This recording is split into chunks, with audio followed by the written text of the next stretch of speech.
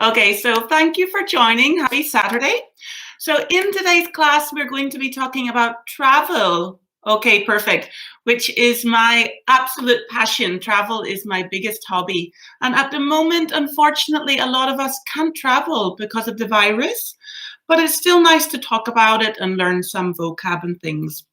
So hi everyone that joined, okay, and sorry about the delay there. So we're going to be starting today's class with a few discussion questions. So I'm going to find out about your travel experiences and where you would like to go. And then we're going to do a little bit of vocab. So as always, I will give you a gap fill exercise. So you will have sentences to complete. And each sentence contains a piece of travel advice. So you're going to be learning some tips about travel, but also some useful words and expressions at the same time. And then after that, we're going to go over some common mistakes that many students make when they're talking about travel in terms of grammar, vocab, and using natural wording. So we're going to do a little bit of a competition, as always, at the end. So let's get started with a few discussion questions. So first of all, what is the best travel experience you've had? Okay, so think of all the trips that you have taken. Which one was the best and why? So I want you to tell me in just one or two sentences what your favorite travel experience was. Hi, Joseph. So while you're doing that, I'll tell you a little bit about mine. So I think my favorite travel experience was when I went to Myanmar for Christmas 2 years ago. So I went on my own and I went trekking through the mountains of Myanmar, and I met people who, basically they were like farmers, but they'd never seen a cell phone. They'd never seen a mirror. They had no technology. They lived such a basic way of life. So when I took a selfie with them, they were so shocked. They were like, oh my gosh, this is how my face looks, because they had never seen their face in a mirror before, or maybe not for years. So it was such an amazing experience, and it made me really appreciate everything that I have. Oh, Juhan, great answer. So Dublin is in my country. So I'm very proud to hear that. So Dublin was your favorite travel experience? I'm curious about why, because Dublin is beautiful, but it rains almost every day. Okay, Apple, New Zealand. Okay, yeah, New Zealand is beautiful. The nature is really, really nice. So only Mongolia. Yeah, Mongolia is great as well. Yeah, the people in Mongolia are so amazing. Kona, good to see you. So Juhan, it did rain every day. You agree? Kona, I also wish that I could travel soon, but we will see. Okay, what about the rest of you? What is the best travel experience you've had? So it can be in Korea or it can be in a different country. So far, some of you have said Ireland. So Juhan is my favorite student. Hi, Helen. Some of you have said New Zealand, Mongolia. So it seems like you guys have traveled a lot. So any other good travel experiences that you have had? Oh, Hanse, good to see you. Jirisan Mountain is so amazing. It's so beautiful. I love it. Okay, and Sehyak says Russia. Okay, interesting. Wow. Australia, great. Oh, Helen, you voted today. Very good. I'm sure a lot of you are voting this weekend. Oh, it was Christmas time. Okay. Okay, so you guys seem to have traveled a lot, which is great. So you've had some interesting travel experiences there. Hi, Alice. Bali.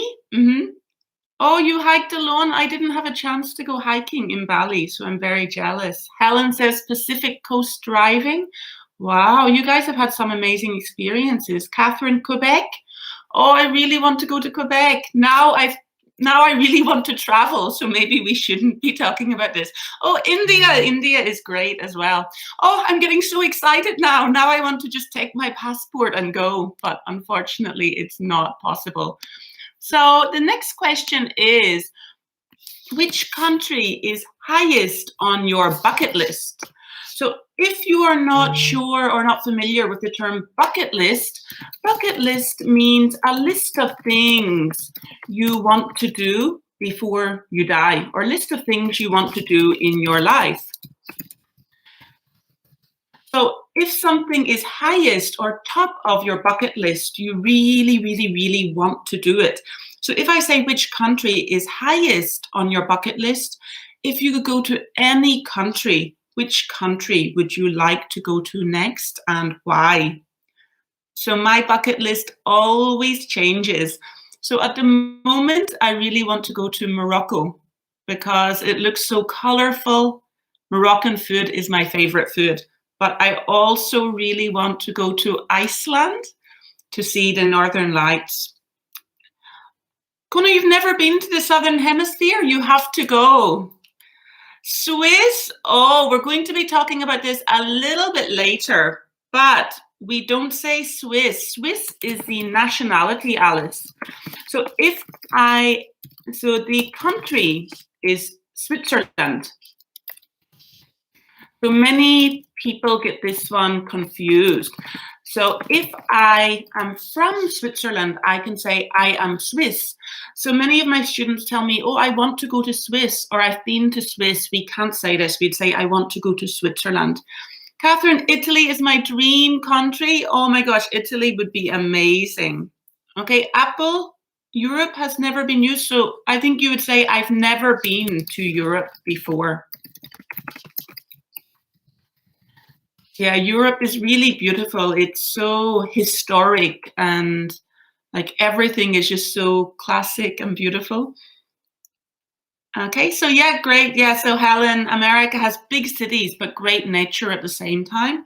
So yeah, I think America is so big. So if you do go, like you really have to spend a lot of time there, or you have to make like a very strict schedule. Songlim, Croatia. Croatia is so beautiful. Switzerland, I want to go to Switzerland for a cure, but not so sure. What kind of cure? And say, oh, so a medical cure. Yeah, at the moment, unfortunately, because of travel problems, it's travel restrictions, it's not possible. So I think Switzerland, a lot of people want to go to Switzerland. So Kona, I plan to visit my son in the US this June. Oh, I'm glad that he managed to come back to Korea. The virus seems to be really serious in the US.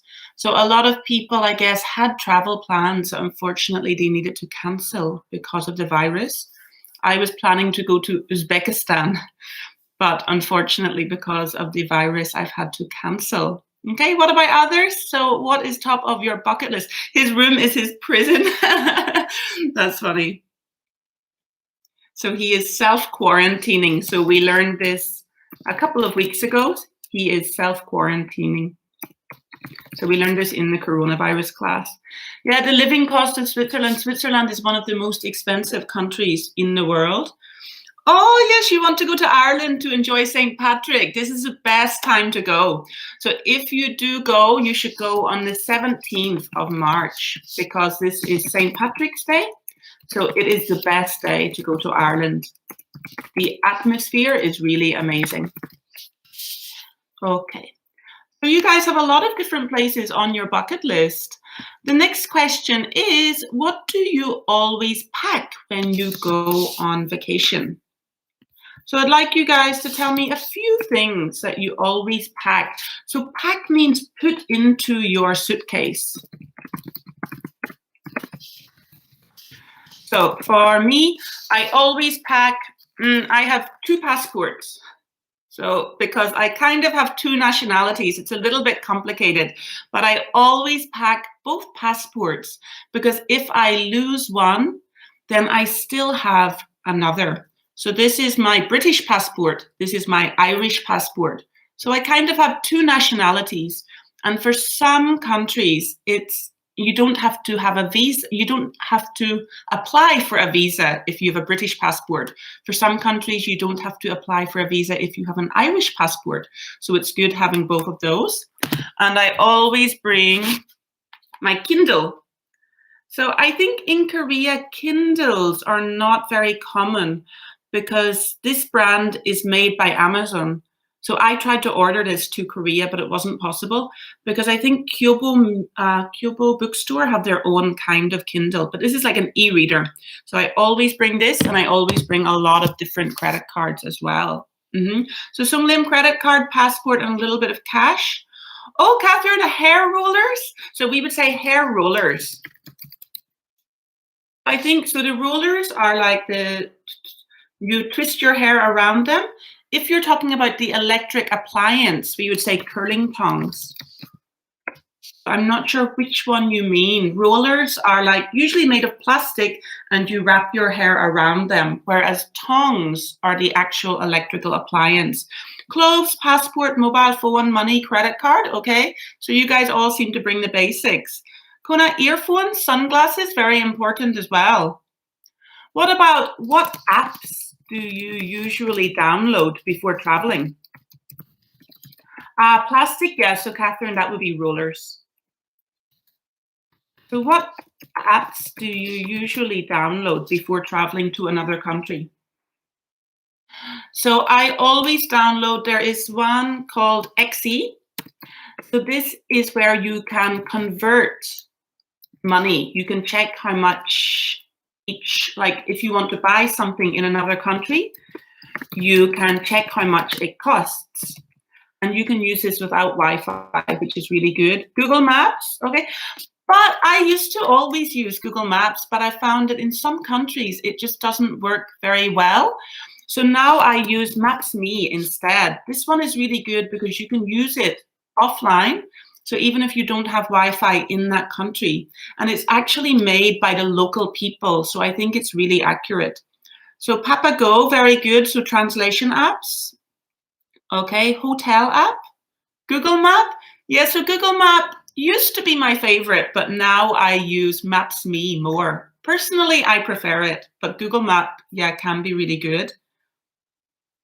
Okay, so Hansei, so you need to bring some medical equipment for your special checks at the airport. Okay, so moving on to the next one, what apps do you usually download? So a lot of you download translation apps. So for example, Papago. Google also has a good one because you can just hold your cell phone over, for example, a menu and it will automatically translate it. A lot of you are saying navigation apps. So we would call Google a navigation app. Okay, anything else? One of my favorites is Foursquare.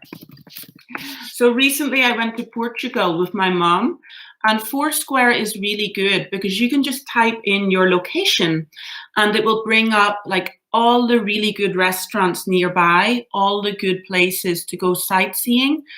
So it's based on your location and it's based on reviews that real people have given. So if I go to a really good restaurant and I want to give it a review, then I can do that on Foursquare.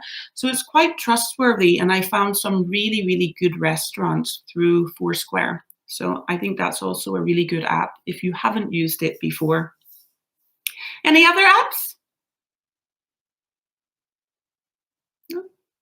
So it seems those are the main ones. So we are going to do a little bit of vocabulary. So the vocabulary is based on my 8 tips when you are traveling.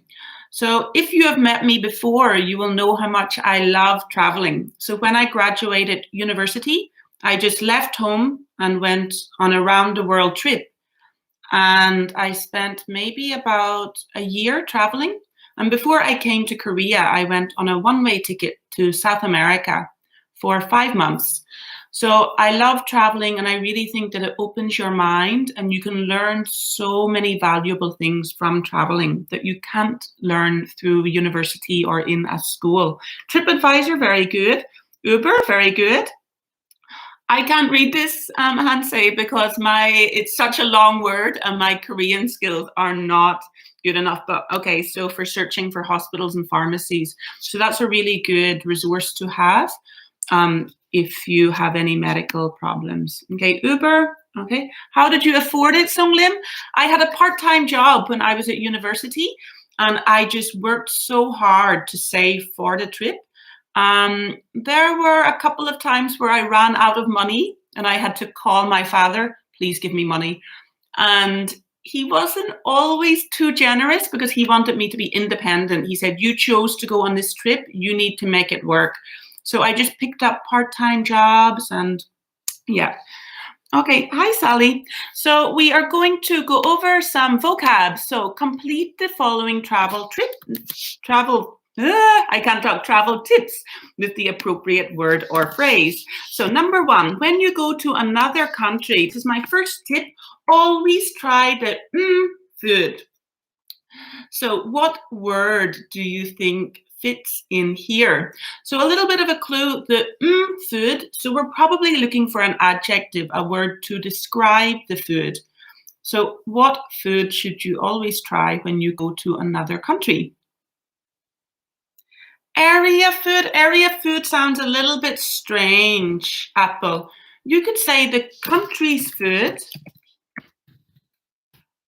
Some of you guys, yeah, I see a lot of correct answers. So well done, Sung Lim, Juhan, Helen. So we would say local food. Very good. Okay, so local food. So when I say local food, it just means belonging to a particular area. So we often use this word in relation to travel. So for example, another tip I would give is if you are going to another country, it's good to learn 1 or 2 expressions in the local language. So if you go to Korea, the local language is Korean. Catherine, ethnic sounds a little bit too specific here. So generally, the more common one would be local food. Okay, so as I said, we can also say, for example, local language, local people. So I want you guys to tell me, what's the strangest local food you've ever tried in another country? So I want you to write a full sentence. So the strangest food I've ever tried, or the strangest local food I've ever tried is So I am really curious to hear your answers. So I think every time I go to another country, I really try to taste the local food. When I went to New Zealand, I ate possum, which I don't know if it's very common to eat possum, and I don't know if you guys know what possum is, because it's not a very common animal in Korea. Possum is like a rodent, a little bit like a big mouse that goes into people's garages. So in New Zealand, I went to like a special restaurant where you could eat possum. So if you don't know what it is, it's probably easier for you to just Google a picture of it. Eggs in the Philippines with semi-chicken inside. Okay, so I don't think we actually have a name for that in English because it's something that we would never eat in English. So, but that sounds interesting, Cohen. How was it? Fried crocodile, Sung Lim, in Thailand, and fried frog's legs in France. These are very popular local foods. Crocodile, yeah, Apple. I also tried crocodile in Australia. I think crocodile tastes pretty good. Juhan, baked centipede. Oh my gosh. Yeah, when I went to a market in Beijing, I couldn't believe the variety of like fried insects and all kinds of things like fried spiders, live scorpions, cockroach. Oh, Sung Lim, did you try it? Fish kebab in Turkey. Oh, was it good, Alice? Okay, not crocodile. Oh, cockroach. So you were talking about cockroach, Sung Lim. Okay. Okay, what about anyone else? So I guess there are so many. When I first came to Korea, I was so excited to try local food like sanakji. So we would say live baby octopus. And bandagi. So I always like trying new things, but I have to say I really don't like bandagi. Centipede. So I think if you go to China, you are sure to eat some random things. Buffalo steak. Okay, Helen, that sounds like it would be really tasty. I'm curious about that. Sung Lim, you like bandagi? It does seem to be really popular, but I don't know how people can like the taste. To me, it's really strange. Okay, so you guys have tried some interesting things.